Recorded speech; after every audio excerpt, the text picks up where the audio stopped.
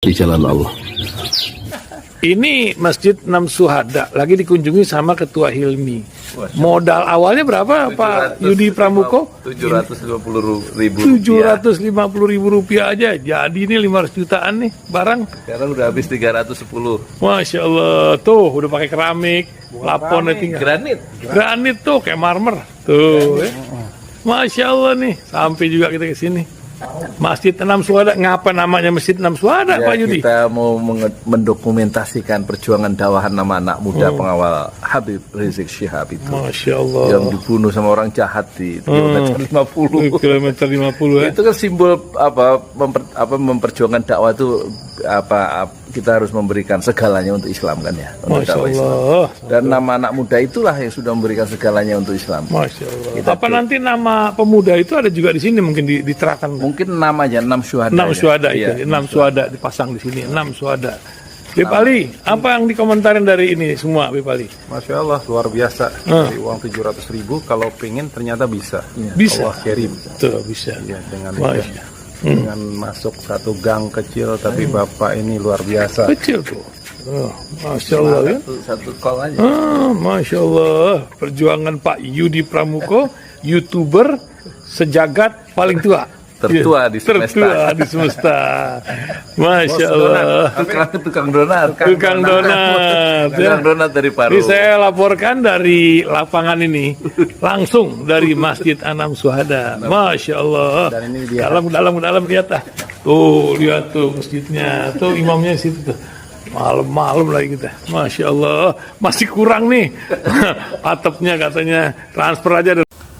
Assalamualaikum warahmatullahi wabarakatuh. Saya Yudi Pramuko, tukang donat dari Parung, YouTuber tertua di semesta. Alhamdulillah, wassalatu wassalamu ala rasulillah. Saya mau bicara tentang pengumuman KPU ya. Ini jam 4 sebelum asar ini, sebelum asar, sesudah asar jam 15.45. Saya belum tahu pengumuman KPU. Kemungkinan diumumkan malam ini ya. Ya biasa malam itu ininya menurut Al-Qur'an, kejahatan itu selalu dilakukan di malam hari. Kalau dalam surat Al-Maidah itu. Tapi saya nggak mengatakan KPU melakukan kejahatan ya, tidak ya. Tapi KPU melakukan kecurangan. Bodoh aja. Saya sebenarnya ngantuk ini. Mau tidur ya, boleh nggak tidur habis asar ya. Belum tidur. Tadi pagi saya ngaji live streaming hampir 6 jam. Ya baru tahun ini ngaji live streaming. Dulu sih 3 hari hatam dalam bulan Ramadan tuh 10 kali hatam karena setiap 1 hari 10 juz. Dulu tahun 2010 waktu umur saya 49 tahun ya, 2010. Sekarang umur saya 63. Saya sebenarnya mau segan bikin YouTube ya, tapi karena profesi saya sebagai profesional saya harus tetap upload ya. Jadi sebelumnya ini ada yang protes topinya supaya diganti. Mungkin karena warnanya sudah pudar ya. Padahal saya beli ini mahal loh, 200.000 ini. Di situ di Depak tuh di mall. Atau nggak usah pakai topi ya, putih. Tapi kelihatan tua ya. Gimana kalau pakai peci? Ini komentar penonton ya, komentar ya. Wah, ganteng. Lebih ini ya, lebih bagus ini ya. Atau begini. Nanti kalau saya cukur itu biasanya cuma 1,5 senti ya. Putih sekali. Putih itu menunjukkan ini ya, banyak dosa. Masya Allah, astagfirullah. Allahumma innaka afuun tuhibbul afwa fa'fu anni. Itu doa yang dianjurkan dibaca di bulan suci Ramadan ya. Allahumma ya Allah innaka afuun, sungguhnya engkau maha pemaaf. Tuhibbul afwa, mencintai orang-orang yang minta maaf. Fa'fu anni, maka maafkanlah aku ya Allah. Maafkanlah kesalahan-kesalahan hamba. Ya, jadi saya minta maaf ya kepada seluruh penonton di 5 benua. Banyak video-video saya, ucapan-ucapan saya mungkin yang nggak berkenan dan menyangkut di hati dengan cara yang tidak diharapkan.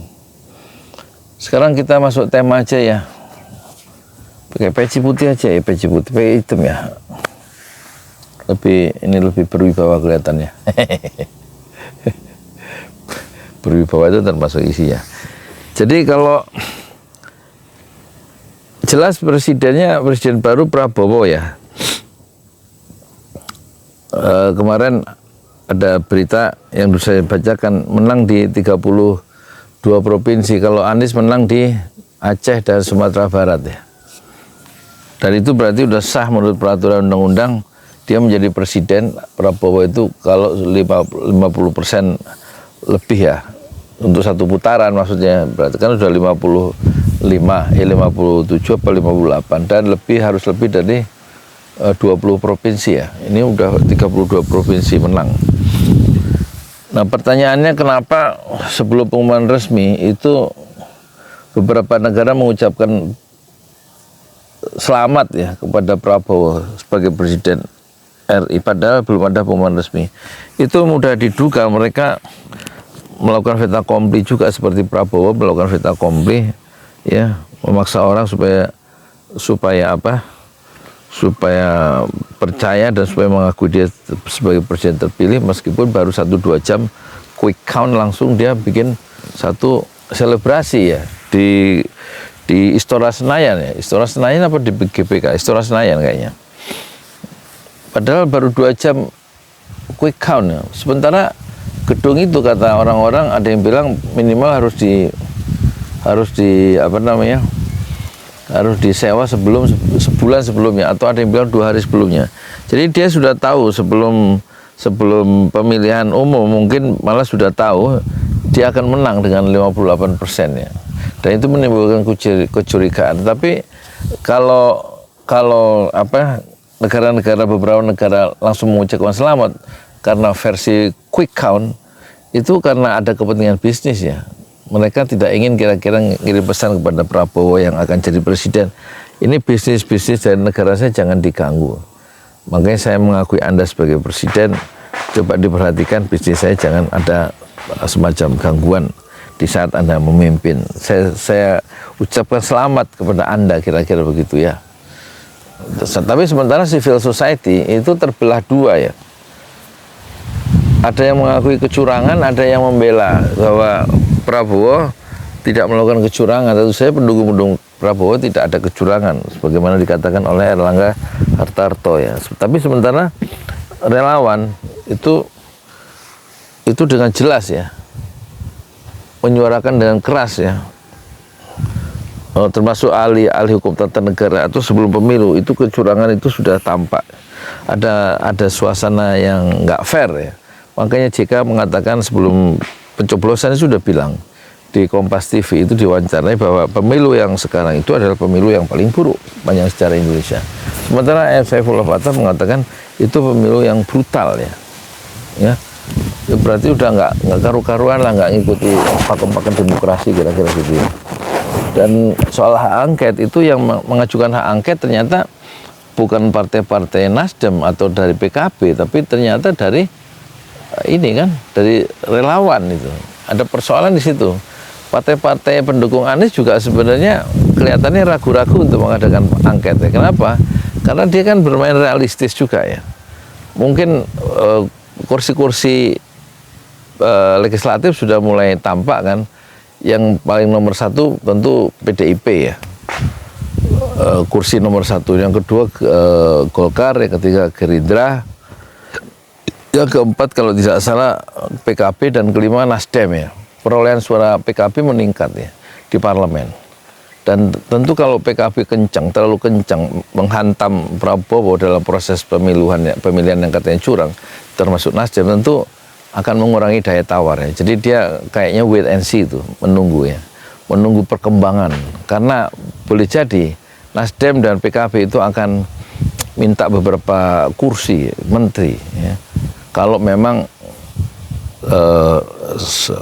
Prabowo itu akan tidak diganggu selama 5 tahun. Tentu harus ada kompensasinya, apalagi kursi saya di parlemen banyak nih gitu. Yaitu kira-kira kata Nasdem dan kata PKB. Jadi tampaknya PKB dan Nasdem itu nggak begitu keras ya menyuarakan angket. untuk menyelidiki kecurangan pemilu yang berlangsung sekarang ya. Kenapa? Ya dia sengaja membiarkan yang bersuara keras untuk menyuarakan pemilu adalah angket adalah civil society atau ini relawan. Partai-partai politik kayak PKB dan kayak Nasdem itu kan kelihatan dia nggak terbiasa oposisi ya, punya kepentingan supaya juga bisnisnya selamat dan kasus-kasus hukumnya juga aman di zaman rejim yang baru, yaitu rejim Prabowo Gibran ya. Jadi kelihatannya angket itu akan masuk angin dan sudah diperkirakan kalau tidak akan masuk angin akhirnya itu tidak seperti yang diharapkan ya.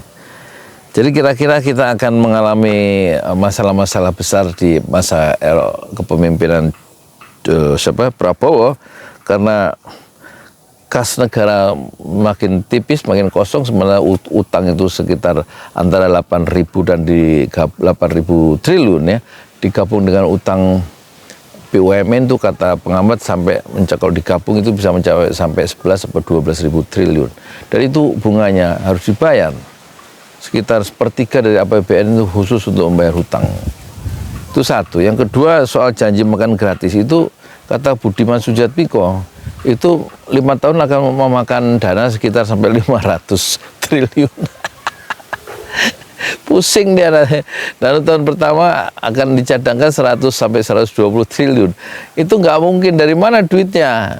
Kalau ngambil dari dana bos bagaimana yang sedang dinarasikan oleh tokoh-tokoh partai politik, itu tentu ada persoalan di situ. Dana pendidikan kok malah dikurangi, bukannya ditambahnya. Dikurangi untuk makan gratis ya.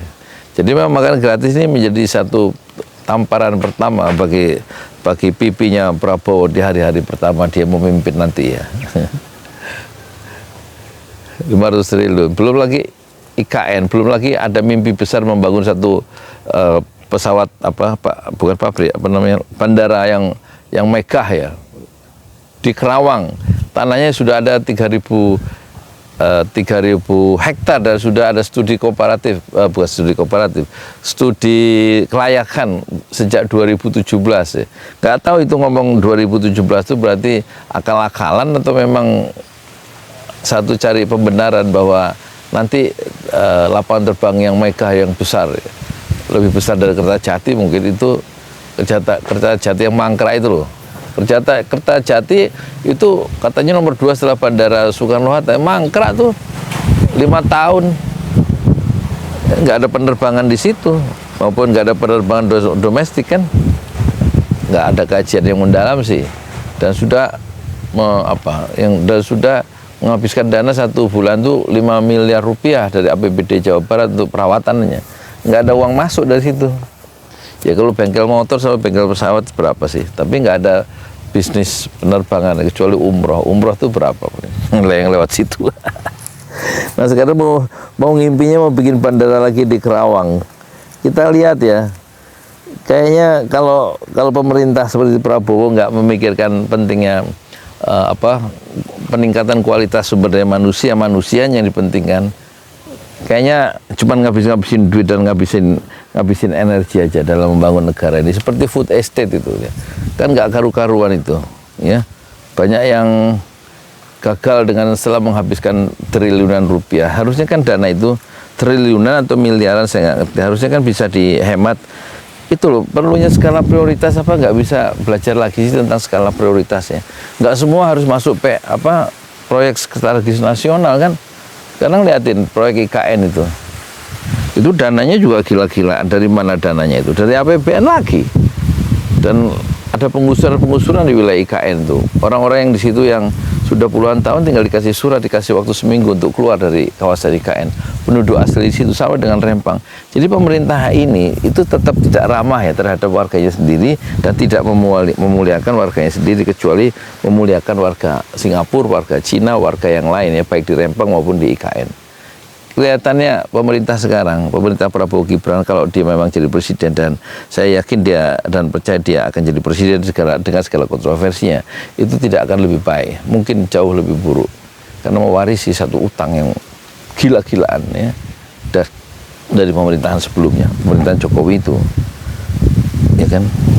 Ya moga-moga nanti ada keajaiban yang Allah turunkan ya untuk memperbaiki negara ini. Hanya bisa benar negara ini kalau kita kembali ke nilai-nilai keadilan, nilai-nilai kebenaran, dan nilai-nilai kejujuran. Saya Yudi Pramuko, tukang donat dari Parung YouTuber tertua di semesta. Fasbir sabrun jamila, bersabarlah dengan kesabaran yang indah. Assalamualaikum warahmatullahi wabarakatuh.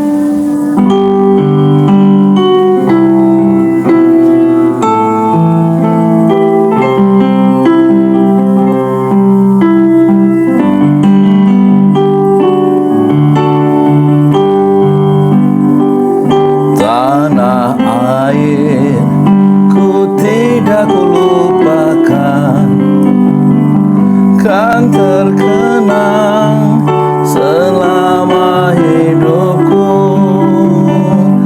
Biarpun saya pergi jauh, tidak akan hilang dari kalbu.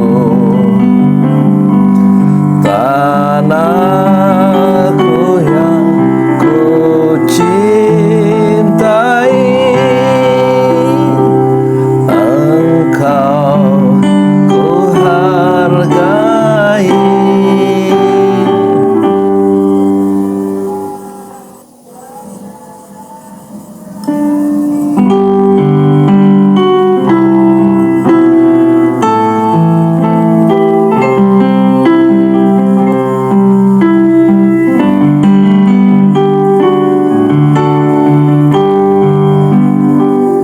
Walaupun banyak negeri ku jalani, yang masyhur permai di kata orang, tetapi kampung dan rumahku, di sanalah ku rasa senang. Tanah